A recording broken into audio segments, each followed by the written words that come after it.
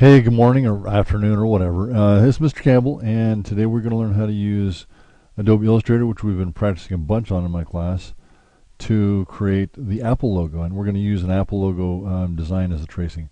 To begin with, we are going to start off with a new Adobe Illustrator document. And always remember to save your Adobe Illustrator document as Adobe Illustrator, because the problem is if you only export the PNG for turning in and you don't have the original Illustrator, you won't have all the layers and stuff to work with if you want to go back and fix something. So we're going to make this one at 10 by 10. A good way to get to this is choose print. And man, I can never figure out what points are. Is it 12 to an inch or 12 to, I don't know. So I'm just going to change that to inches because man, I know inches. I do. So I'm going to go 10 wide, 10 high, nice square shape. And click on OK. And so you're learning right now in my class also to design your workspace and plan out how large that should be. And we're going with 10 by 10 on these because most logos we're doing are square. Layers, we're going to build some layers, and we're going to have a layer for our name. And you know what I forgot to do? Never forget to do this. File, save as, and we're going to save it as an Adobe Illustrator document called your last name and the project, which is Apple. And save. And sometimes it'll ask you for what version of Illustrator do you want to use, and we just click OK and move on. So my name is going to be on one layer. I'm going to have the tracing image on another. And tracing images are not just if you're like practicing like we are. Sometimes I'll draw something as a sketch and use it as a tracing image. And sometimes I'll just take a picture with my phone and import that into Illustrator. Last layer, of course, is art. And you can name these whatever you want, but it's essential that you use layers. It's part of what we're learning in this class. So I'm going to use point type to put my name in here. And I can hardly see that, so you should probably make it big enough to see at least. I left out the B in scramble. And B is absent today because I forgot the B in Rob. Okay, I got that. So I'm just going to put that at the bottom right and lock the layer. Locking layers is good. Now we're going to go to tracing, and I'm going to file, place the Apple logo. Look, there it is. I wasn't sure I had it, so I downloaded one from somewhere else. Now, we're not actually going to make the striped one today.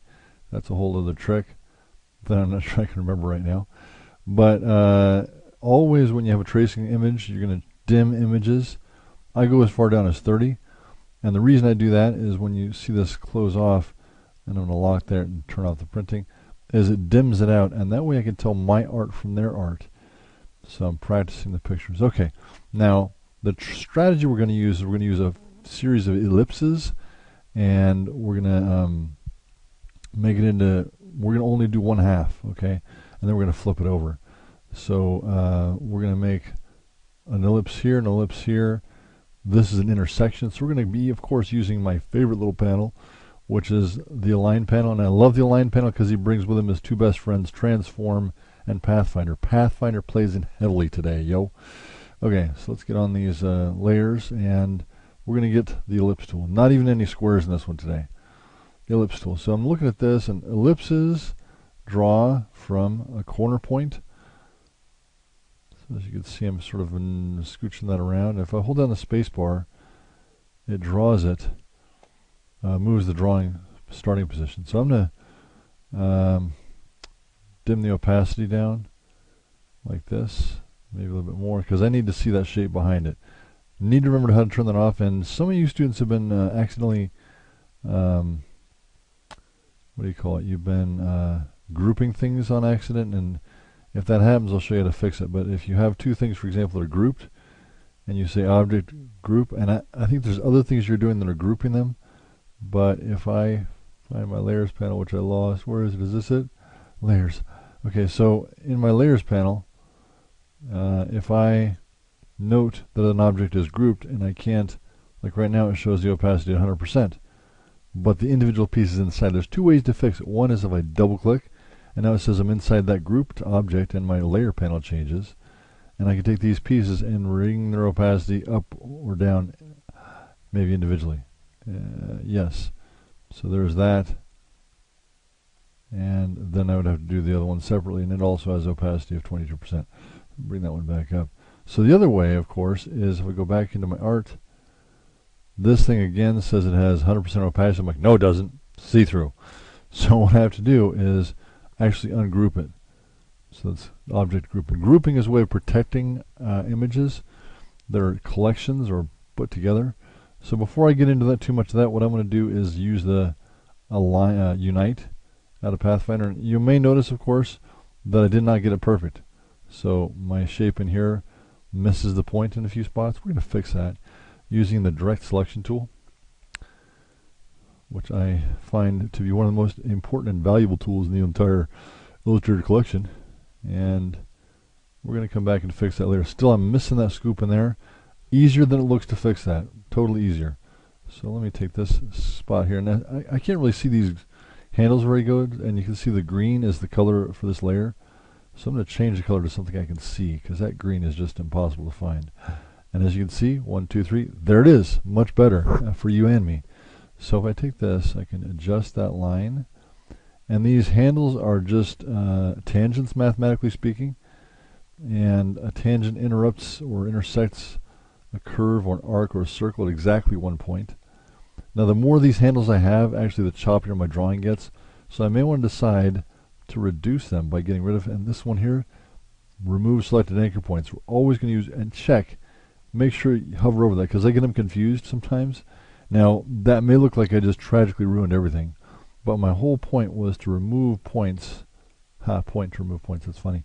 I removed points because it really smooths out. The more points you have, the more jagged your image is. Okay, so as you can see, I got pretty close. So now, because I'm tricky and slick with these tools, I'm going to take and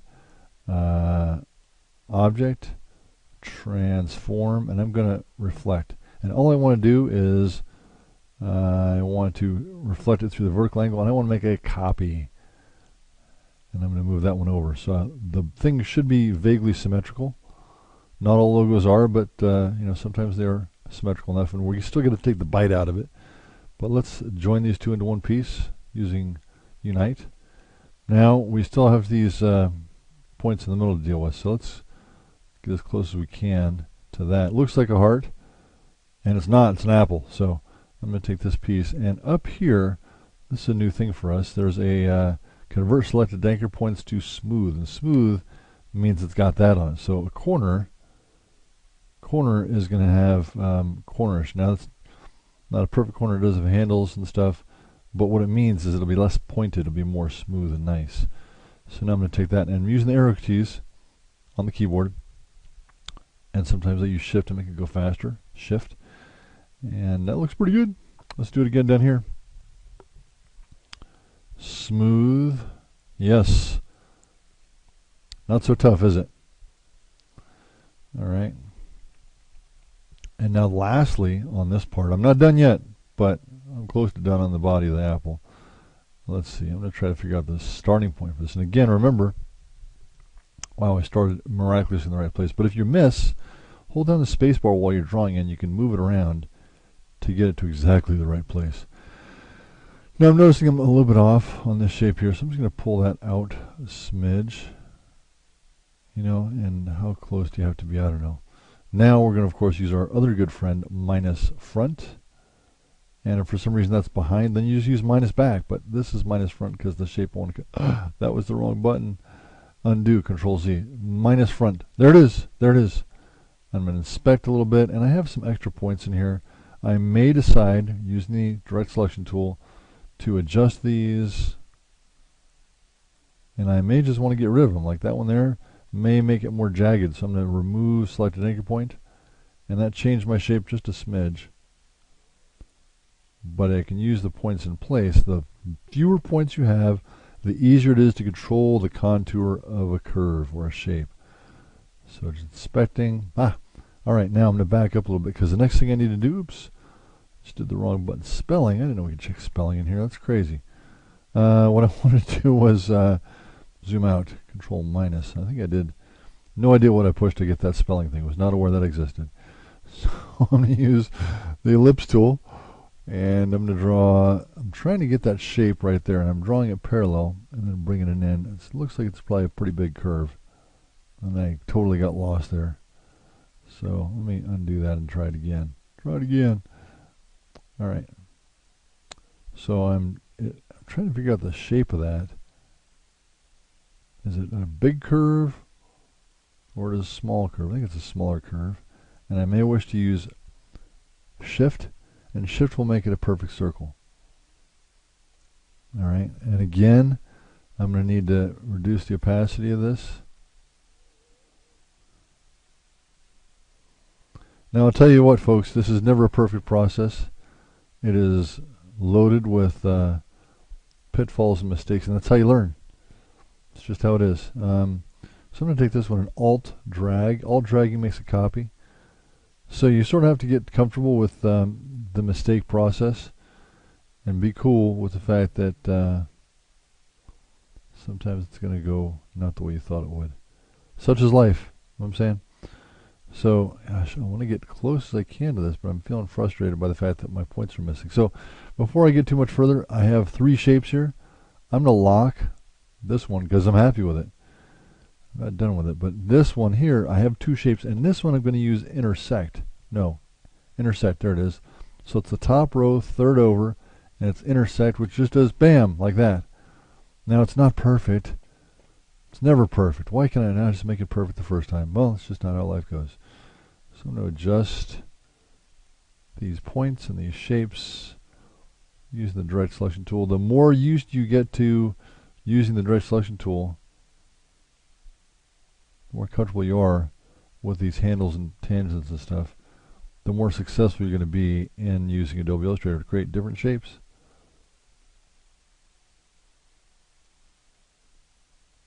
I feel like that's off. You can't really see very good. Let's check it out. Let's hide it.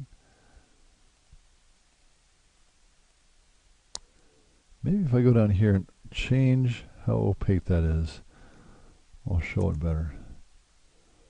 I don't know if that helped. I do not know. Let's change this one then maybe. So if I take this and let's reduce the opacity more. I don't know. Anyway, let's try this. Okay, so I can see that point right there using the direct selection tool. I want the direct selection. There we go. And I'm just going to bring that out a bit. And it may help if you try to make the angles on these handles about the same. So these two should sort of match each other. Vaguely. I don't know how to do that, but it's kind of visual. So I want to try to see that they're balancing each other out. So that's what that looks like. So the next thing I'm going to do, of course, is hide my original image and take the selection tool. I'm done with Pathfinder for now.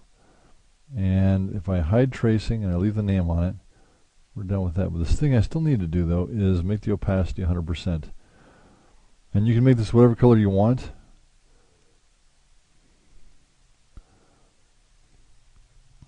So I do want you guys to pick a color you like. Now, you may recall I locked it. Why can't I select it? Because it's locked, yo. Take that piece and opacity. And there's the Apple logo. And can we change the color? Yeah, I don't know. Why would we change the color? To show that we did it, not somebody else did it. So let's double click here. There we go. I want this color wheel. The color wheel here works by HSB, hue, saturation, brightness. Okay, so hue is what color? And let's go with green. And saturation is how intense or how bright. So in traditional media it would be called intensity, and in electronic media it's called saturation. And brightness, of course, is lights and darks. So I'm going to go with this. And later we could probably teach you how to do some other nifty tricks like highlights and shadows or whatever. There's not even a stroke around the edge of this. It's just pure fill. And of course, because we early saved this as a Adobe Illustrator document, and you might want to double check. How do we check? Look right there. Campbell Apple, I can't even spell my last name, .ai.